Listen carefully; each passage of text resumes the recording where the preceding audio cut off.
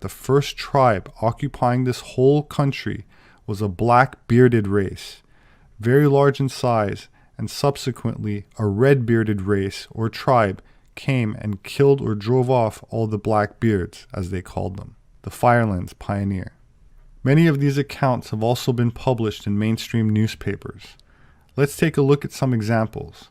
This one is from the New York Times, 1897. Maple Creek, Wisconsin. One of the 3 recently discovered mounds in this town had been opened. In it was found the skeleton of a man of gigantic size. The bones measured from head to foot over 9 feet and were in a fair state of preservation. The skull was as large as a half-bushel measure. Some finely tempered rods of copper and other relics were laying near the bones. The mound from which these relics were taken is 10 feet high and 30 feet long, and varies from 6 to 8 feet in width. The 2 mounds of lesser size will be excavated soon. Here is another in the New York Times from Centerburg, Ohio, 1885.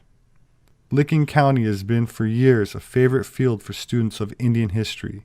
There being here 2 old forts and scores of mounds. Last week, a small mound near Homer was opened by some schoolboys who found a skeleton.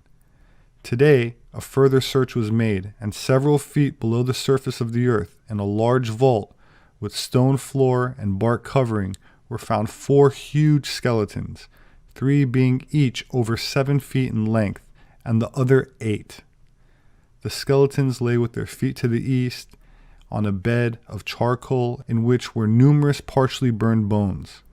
About the neck of the largest skeleton were a lot of stone beads, evidently a necklace in life. The grave contained about 80 stone vessels and implements, the most striking being a curiously wrought pipe, the bowl having a series of carved figures upon it resting, a contest between animals and birds. It is said to have been the only engraved stone pipe ever found. A stone kettle holding about a gallon, in which was a residue of saline matter, bears evidence of much skill. Their bows, a number of arrows, stone hatchets, and a stone knife are among the implements. The knife is of a peculiar shape, with a curved blade and wooden handle. Students in Indian archaeology claim that it was the most valuable find ever made in that line. This New York Times article is from St. Paul, Minnesota, 1882. The bones of a giant found. A skull of heroic size and singular formation has been discovered among the relics of the mound builders in the Red River Valley. The mound was 60 feet in diameter and 12 feet high. Near the center were found the bones of about a dozen men and women, mixed in with the bones of various animals. The skull in question was the only perfect one, and near it were some abnormally large body bones. The man who bore it was evidently a giant. A thorough investigation of the mound and its contents will be made by the Historical Society. In 1904, the New York Times published this article from New York. While a gang of men in the employ of the New York and Harlem Railroad were taking sand from an immense mound near Purdy Station today to fill an excavation, they unearthed several skeletons of unusual size. The New York Times reported on this find from New Mexico in 1902. Giant skeletons found. Archaeologists to send expedition to explore graveyards in New Mexico where bodies were unearthed, owing to the discovery of the remains of a race of giants in Guadalupe, New Mexico. Antiquarians and archaeologists are preparing for an expedition to further explore that region. The article goes on to describe an ancient burial that has yielded skeletons of enormous size, including curious inscriptions and a frame of 12 feet in length, with a forearm that was 4 feet long, with teeth the size ranging from a hickory nut to that of the largest walnut.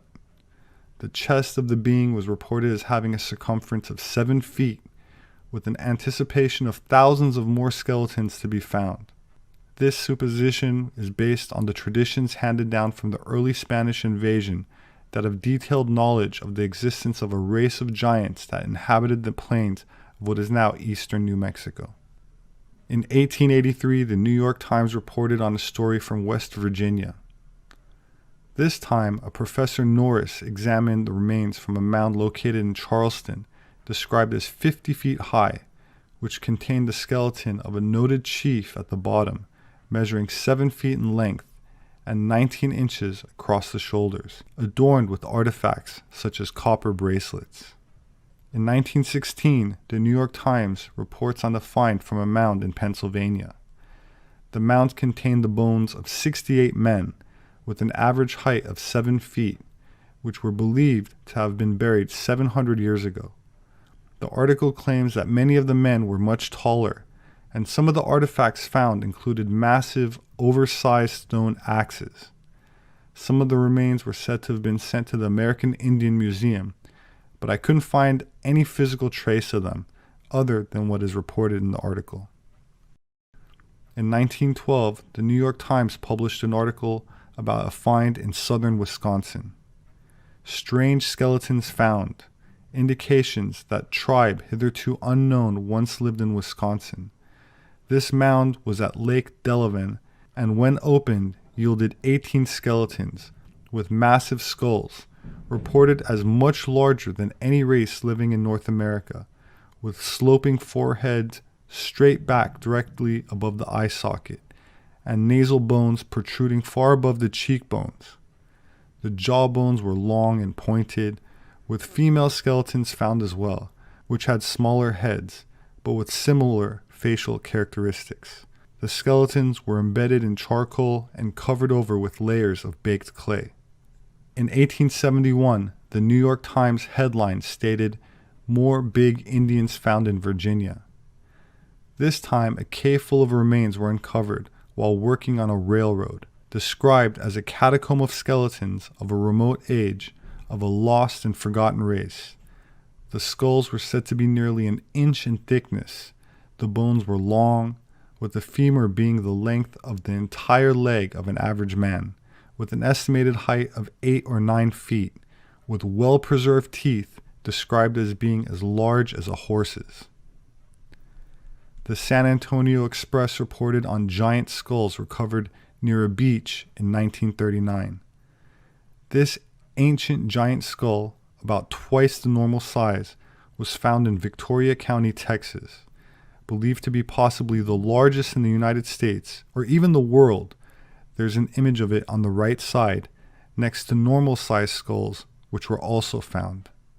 The newspaper article tells that the giant-sized skull was found in Texas, with confirmation from the University of Texas that a large skull was found in the mound in 1939, but that the skull has been missing from the collection for a long time.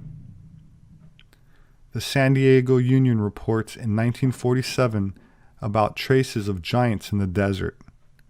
A retired Ohio doctor has discovered relics of an ancient civilization whose men were 8 or 9 feet tall in the Colorado desert near the Arizona-Nevada-California line, with several well-preserved mummies found in caverns near several tunnels. The giants were reported as wearing garments consisting of jackets, trousers extending slightly below the knees, with a texture resembling gray dyed sheepskin, but likely taken from an animal unknown today.